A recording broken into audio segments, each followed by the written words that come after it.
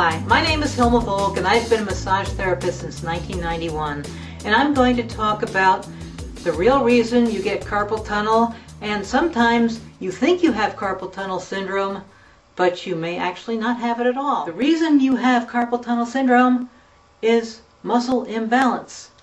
Now what do I mean by that?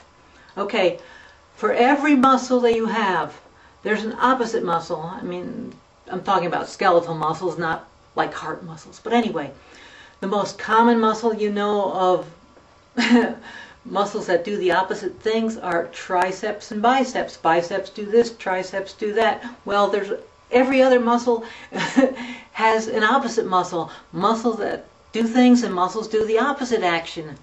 And in your hands, most of the movement that is done by your hands is actually done by the forearm muscles. And the muscles that close your fingers are the flexor muscles. They're called flexor muscles. Even any doctor will tell you there's flexor muscles because they have names like flexor this or flexor that. And the muscles on the back of the forearm are the ones that open your hands, and they're called extensor muscles. Now, the flexor muscles make your hands close, make your fingers close, bring your wrist down. The extensor muscles do the opposite. Now, when you're typing or playing a musical instrument or squeezing things or gripping things or lifting weights with grips, what muscles are you using? You're using the flexor muscles. When you open your hands, there's no resistance. When you close your hands against something, or when you're typing or playing a guitar or piano or whatever, these muscles are pushing. So these muscles get stronger, relatively speaking, compared to the extensor muscles, which don't have any resistance to go again. And usually you're not stretching your hands out. Usually you're just working your hands down. Now, these muscles get tighter the more they are used. When a muscle gets tighter, it shortens. Why does it shorten? Well, you get knots. Knots are muscle fibers stuck together, and you get shortening in the muscles by muscles in contraction.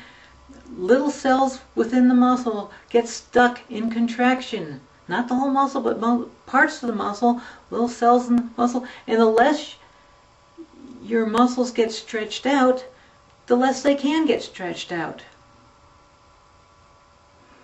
And these tendons, which are attached to the muscle, because tendons attach muscles to bone, and the tendons that come from the forearm go through the carpal tunnel. And you can tell that your forearm muscles move your wrists and fingers just by gripping your forearm and feeling what happens when you move your hand around, when you move your hand up and down.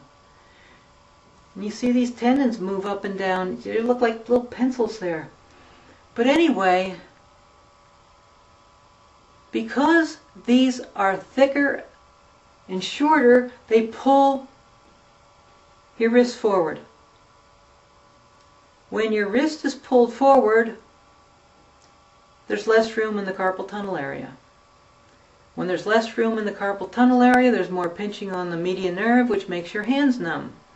Now, a lot of doctors will recommend wrist splints at night so you can sleep. And what does a wrist splint do? It holds your hand in a neutral position. And when it's in a neutral position, your carpal tunnel is open. And that's why you can sleep. So doctors already know that keeping the carpal tunnel open makes you feel better. It gets rid of the numbness. But it's not curing anything. It's not actually reversing your problem at all, because you keep on typing and doing whatever you are doing, and you think you're getting better because you can sleep at night, when actually the problem is just accumulating. It's just that this at night keeps your carpal tunnel open. Now, try an experiment with me. I want you to hold your hand in the neutral position. The neutral position is when the back of your hand and the back of the forearm are in a straight line. Now just put your hands down with your hands facing your side with your hands in a neutral position, and then forget about your hands. Don't pay any attention to them. You see, if there were no muscle imbalance in your hand and forearm would stay in a straight line. The back of your hand and forearm would stay like that. But if they curl in, that's muscle imbalance. And what you need to do about that is correct the muscle imbalance. And how do you do that? Well, a lot of programs use stretching, but the fact is that stretching is a very slow process. Why?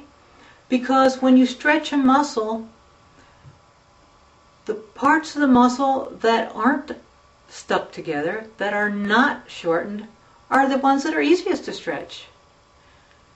The parts of the muscle that are stuck, either with muscle fibers stuck together or with scar tissue in them, or muscle cells stuck in contraction, those are the last things that want to stretch.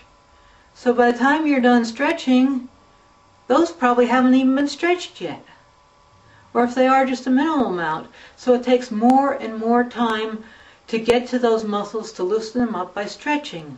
Whereas if you have self-massage, and I show you self-massage techniques in my course where you are not using your hands, because I know they're already weak from your problem. So you're not using your hands to actually do a self-massage on yourself. And this is much, much better than having a massage therapist do it. Now, I'm a massage therapist. I've been a massage therapist for 20 years, and I know there's not a lot of great massage therapists out there relative to the number of massage therapists who aren't that effective in solving problems. Most of them are just what I call the slide and glide. They feel good. They may help your back out and stuff, but very few have studied how to treat carpal tunnel syndrome. And even if they have, all you need to do is work on it a few minutes, 5 minutes at a time, a couple times a day. Now, you wouldn't go to a massage therapist for that. You'd waste a whole lot of time, waste a whole lot of money. You don't need to do that. You can do it yourself. And as far as the programs that only talk about carpal tunnel and what it is, well, there's other things that cause the problems in your wrists and fingers that are coming from other parts of your body, such as the front of your neck. And anyway, I show you how to find those and what to do about them and how you locate those. And again, it's something you can do yourself really, really easily. It's not hard, and it doesn't take all that long to do. How long does it take? Well, it depends on how bad your situation is. I mean, if you're just doing a minimal amount with your hands and it's not a bad problem, you can get rid of that problem really quick. If your problem's been around for a while and it's not severe enough that you need carpal tunnel surgery, that your hand's not totally dead all the time, where you're not in danger of total nerve damage, you can reverse that, and you'll feel yourself functioning better all the time. But it's better to keep at that. And if you are in an occupation where you're using your hands a lot, you want to do maintenance on them once you've got it cleared up, because you're still doing the things that cause the problem. Hopefully you will learn ergonomic techniques either through me or through other sources that I give on how to, keep your hands so they are causing you less damage, but you still want to be able to function with your hands to do your job or to play your instrument or whatever it is that you do, your hobby of knitting or gardening or whatever. So, but the thing is, if you don't take action, your problem will get worse.